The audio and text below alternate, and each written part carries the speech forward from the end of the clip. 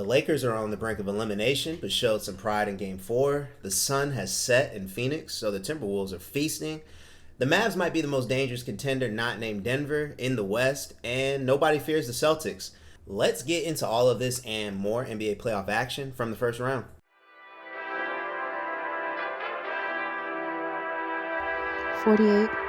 Views. What's up, basketball fans? Welcome to 48 Views, the best consolidated channel for basketball news and conversations with not only my view, but giving context and validity to other viewpoints as well to equip you with all the right info to form your own viewpoint. So I know many of you missed us in the past few weeks, but we're back and happy to be back in action. Don't forget to please support us by subscribing to the channel, and without further ado, let's get started. In Game 3, the Joker's reign extends the Lakers' nightmare to 11 straight losses, but in Game 4, the Lakers bounced back and showed mental fortitude to get a W. The Lakers series looked like it was over after 3 games by just the eye test, and then after Game 3, I legitimately thought the Lakers had given up mentally. Game 2 was as demoralizing of a loss as I've ever seen, considering the stakes, and the Lakers literally threw their best punch, were up by 20, and still lost in agonizing fashion. Game 3 was weird, and we saw LeBron get visibly frustrated with Darvin Ham after a play he thought should be challenged, and D'Angelo Russell was caught at the end of the bench texting during a team timeout. This was also the game where LeBron was famously quoted saying, "It's just basketball," but all that weird stuff aside, they lost in a more standard fashion and were up by almost 10 points, if not more, but the Nuggets carved that lead up as well and walked the Lakers down. So, consecutive games 2 and 3, the Lakers blew double-digit leads and extended the Nuggets' win streak over them to 11 games straight. Last night, the Lakers and Nuggets Game 4 was in LA, and despite the odds, it was a chance for the Lakers to make one last stand to keep their season alive and to snap the Nuggets' 11-game win streak. Honestly, I thought the Lakers would lose because I didn't think the Nuggets role players would be outplayed, and I didn't think Joker would have a down game.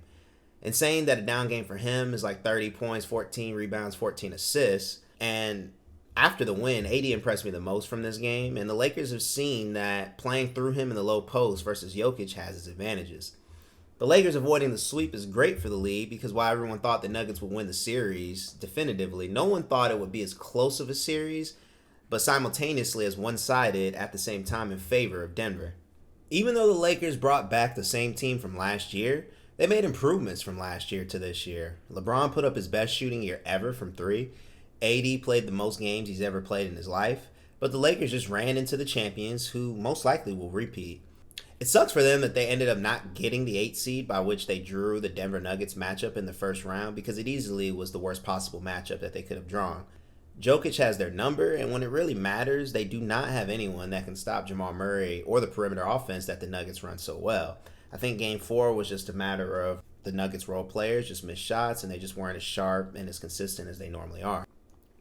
LeBron and AD have really played well throughout this entire series, but Anthony Davis has finally taken the reins as being the best overall all-around player for the Lakers. There's been times where Joke has gotten the best of him and pretty much got whatever he wants when it matters most, but overall, this is AD's best playoff series all around in my opinion, especially as a Laker. And he's been giving Jokic everything he has. In fact, if you look closer, through 4 games, AD is actually leading the series in points and rebounds, which is highly impressive versus the Joker. I respect it. LeBron has had moments where he's disappeared after dominating the game for long stretches, or he's turned the ball over in crucial moments. And AD at times, like I said, cannot stop Joke when it matters most. But all in all, this comes down to supporting cast and the role players. The role players for the Lakers have just been more inconsistent than that of the Nuggets, and that will be the deciding factor in the series, I think. The Lakers role players have been outplayed 3 games to 1, and now pretty much they have to flip the script and outplay the Nuggets role players 3 games consecutively, which of course is an enormous challenge. Game 5 is Monday night, and I expect the Nuggets to play their best overall game that they've played so far, and I expect them also to play like their life depends on it. I'd love to see the series go 7 games, but I imagine that the Nuggets come into Monday night and treat this as a must-win game, and I think the Nuggets, as a result, are going to close the Lakers out Monday night in LA. When the series does end, there will be a lot of unanswered questions for the Lakers, and that probably warrants its own video to explore, but If the Nuggets go on to win this thing back-to-back, there will also be another intriguing storyline or huge storyline to come out of this where we'll have to talk about the greatness of Nikola Jokic and where exactly he ranks all time. You know, Let me get to Shaq, you said. No, when Shaq said he loved Anthony Edwards, I'm like, I'm with you, Shaq. Yeah. When I saw him on ESPN last night with Anthony, he said, I'm just going to kill everything in front of me, man. It reminded me so much of Michael Jordan and Kobe Bryant. They would kill you to win a game. It's not many players in today's game. Everybody want to be buddy-buddy. My Suns, man, clearly it's over. But I'm shocked they're down 3-0. But, man, Anthony Edwards is letting everybody on notice, yeah, I'm not going to wait for y'all to give me anything. I'm going to take it all, and I love it.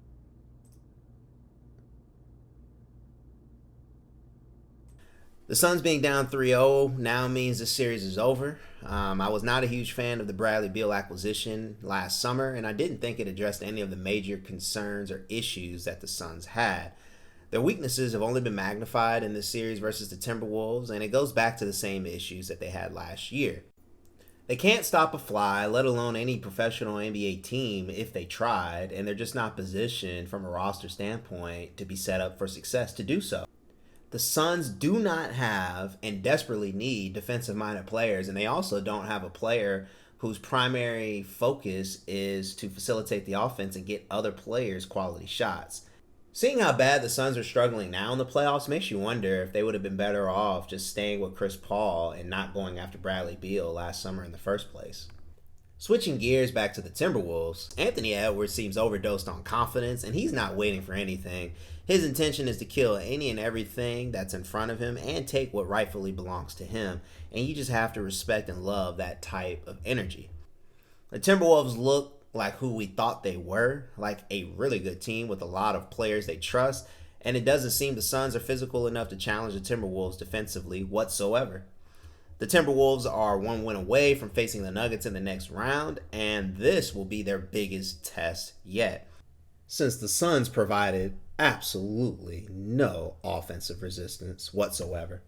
The Suns and Timberwolves Game 4 tips off tonight, and I do expect the Suns to come out swinging, but I think this is too much. The separation here is just too much, and I think the Suns go home tonight. Once the Suns are eliminated, and then ultimately the Lakers are eliminated from the playoffs as well, it truly will be a moment of realization that we can say, hey, the new age of superstars really is here. Now that officially we'll be able to see that the teams of some of these older guys like LeBron, Steph, and KD are just not up to par and not able to keep up with a lot of the younger superstars and their teams. You win or lose a game because when you're getting offensive boards, it is giving your team such a lift, and so that's what the Pacers have lived on. Dame's first. And look, we've talked plenty. We keep saying, look, the playoffs are different. Look, these two teams are different. The Pacers lead the Bucks series 2-1, and it's not looking good for the Bucks. Giannis has been hurt dealing with a calf strain, and now Dame is hurt with an Achilles strain. I hate to call it before the fat lady sings, but I can say this series is over, and we'll mainly have to chalk this one up to injuries. This year for the Bucks has been disastrous, and that probably warrants its own separate video. But for today, we'll sum it up to this. This year, the Bucks were the definition of fixing things when it was not broke, and then they broke things unintentionally. And then everything started working against them, and the ball started rolling downhill from there. So to me, the Bucks are finished because they are not going to be able to overcome the injuries now that Dame is in a walking boot, the disadvantage overall in coaching, and in age versus youth. And then the Pacers look ready to send the kill shot. When the Bucks do lose the series, it'll be interesting to see if Doc Rivers gets fired or if he'll get a second chance, as he always often does, and a full year to try again next year with the team due to injuries and him inheriting the team pretty late into the year. We'll see, but when the Pacers and Bucks play in Game 4 tonight, at 7, I am going to take the Pacers to win this game. And again, I'll also take them to win the series outright. But it will be interesting to see what happens. And it'll be fun to trace the Bucks and how they'll try to bounce back after not having a year and achieving the outcome that they expected. They're down 2-0. You got to expect that. And I like the fact that they're going down deep to start. And gets right to work for the Sixers. The Knicks lead this series 2-1, and they are playing a lot better overall than a lot of people expected, and really have been doing that ever since the trade deadline. But Joel Embiid came back unexpectedly after his torn MCL injury. The series is fascinating to me because the Knicks are playing the best basketball they've ever played, or let me not say ever, but the best basketball they've played in a while, and there's a chance it's still not enough because of how great Embiid and Maxey are. In Game 3, with their backs against the wall, we just saw Embiid put up 50 points on 19 shots and like 20 free throws, and we call that a 50-piece dinner, extra sauce, no napkins, as Unc says. But this performance on one leg truly was incredible, and Embiid becomes the first player in NBA history to put up 50 on less than 20 shots. A performance like that truly shows just how special he really is and makes you wonder what their true ceiling is when he's healthy. And it especially is remarkable when you're reminded that he basically did that on one knee with that torn MCL at 280 pounds. And now we've gotten word that he's also being treated for a mild case of Bell's palsy. So keeping this guy on the floor is going to be the biggest challenge. But this series probably is my favorite round one series to watch because I think it truly is a toss-up depending on health and adjustments each game. The health of Joel Embiid and tracing and tracking that is a roller coaster for sure. And so far, we've seen Brunson outplayed by Maxey for most of the series up until Game 3, where Brunson finally outplays Maxey, but then Embiid steps in to save the day for Philly. Something is different about this Knicks team, I must say, but I'm going to roll with the talent of Philly to win this series so long as Joel Embiid manages to stay on the court for the rest of the series. At the recording of this video, Game 4 is about to tip off, and I'm going to go with Philly to tie this series up. But let me know who you think will win this series in the comments below. So the Cavaliers and Magic series is tied 2-2. And in my opinion, this series should have been done in 6 in favor of the Cavaliers. But it seems like the Magic may have figured something out after the Cavs just suffered their worst playoff loss ever in Game 3. And then proceeded in Game 4 to score 29 points in the second half, which is incomprehensible. After Game 2, the Cavs made some adjustments, and they started playing Wendell Carter more at center. Jalen Suggs has been paired more on Donovan Mitchell, and he's proven to have success in disrupting what Donovan Mitchell and the Cavs are trying to do offensively. And after Game 3, even Jared Allen came out and indirectly criticized the Cavaliers' coaching staff after that game and, a historic loss by the Cavaliers. He basically said it felt like they were a step behind in everything that the Magic were doing. And yeah, after that, as we just said, the Cavs followed that up with scoring 29 points in the second half. I thought the Cavs had the series in control just based off of the experience and just having a little slight edge in talent. But this series is truly proving that adjustments are king, and so far I don't think the Cavaliers have made adjustments to the adjustments that the Magic made. I'm not sure how a professional basketball team can manage to score 29 points in a half collectively as a team, but you have to say that the Magic might have really found something here, and at this point now with the series tied up, this series is a toss-up. And, the Cavs have really opened up the door to make this thing a dogfight to the end. I'll need to go in wait-and-see mode and see what happens on Tuesday in Game 5 before I call this series. But it should go the full 7 games now. I will say, though, if the Cavaliers don't adjust in Game 5 to what the Magic have done in Game 3 and 4, this could easily be done in 6, and the Cavaliers might see themselves losing 4 games straight. Washington offensive rebound. Doncic fouled by Westbrook. Doncic upset, has something to say. Westbrook pushes him. Now Westbrook pushes Washington. Westbrook upset. Doncic upset. The officials trying to separate him. Westbrook has had a couple of mini skirmishes earlier in the game. James Capers trying to explain it to him.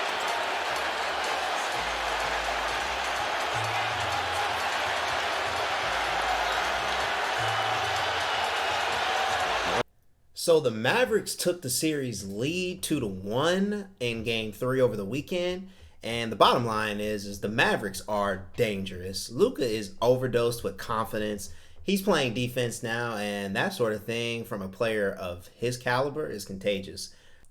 From the scuffle in the clip on the screen, we can see that everyone's upset when it comes to the Clippers-Mavs matchup. Tensions are boiling. And after game 3, we even got the birth of a new all-time meme from PJ Washington. Kyrie is now focused and in the zone, and the moves the Mavs made at the trade deadline earlier this season seem to have given them an edge in physicality that they were needing all year and even last year, alongside with their rookie Derek Lively. On the Clippers side of things, I do think that they have the edge in coaching, and I think they have the best coach in the league, aside from Eric Spoelstra. But the bottom line is Kawhi Leonard is rusty, and Paul George hasn't really come into form yet and had a playoff P performance that we've come to expect. And Russ hasn't found a way to impact the series in a positive way, but we know he'll find his way. The good news is Harden does look relatively good in his new role, but the Clippers have a lot riding on the series. We know Luka would love to eliminate them, and in my opinion, Game 4 this afternoon for the Clippers is a must-win in Dallas. I expect 2 of the Clippers stars to have their best games yet, and if they don't, they will go down 3-1. I don't have a pick per se for tonight, but I think the Clippers will lose this series ultimately, and the Mavericks will move on to the next round. So aside from the Suns, the Pelicans are the only other team in the playoffs currently that are down in their series 3-0, and I think we can definitively say the series is over. Unfortunately for the Pelicans, they never really had a chance here since Zion got hurt in the play-in game, and honestly, Zion getting hurt unfortunately seems to be a pattern. Same result, different year sort of thing with the Pelicans. The Thunder are young, and in my opinion, that will be the best weakness of theirs to exploit and test, especially when you look at the Pelicans, considering that they have decent playoff experience outside of Zion. So if they were fully healthy, this probably would have been a pretty good matchup. Similar to the Timberwolves, the Thunder will have to wait until next round until they are truly tested defensively. And I expect the Thunder to officially close the series out and sweep the Pelicans Monday night in Game 4. Holmgren triple. Got it. All right, let's wrap this thing up by talking Heat Celtics. And the Miami Heat Boston Celtics series is pretty much an annual thing now, and this year it's as entertaining as ever.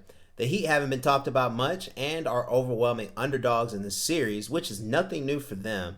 And the Celtics find themselves in a more favored position than ever before now that they've fleshed out their roster with more versatile pieces. A lot of people think the Celtics have the best team outside of the Nuggets, and they beat the Heat pretty considerably in Game 1, but lost in shocking fashion in Game 2 when the Heat were missing Jimmy Butler. Jimmy, of course, takes to social media to troll the Celtics on their horrible loss, and he wasn't even there. And so, the Celtics bounced back on Saturday and beat the Heat again pretty effortlessly in Game 3, and they look to be in firm control of the series. I do think the Heat have the coaching advantage, and I expect them to make adjustments going into Game 4.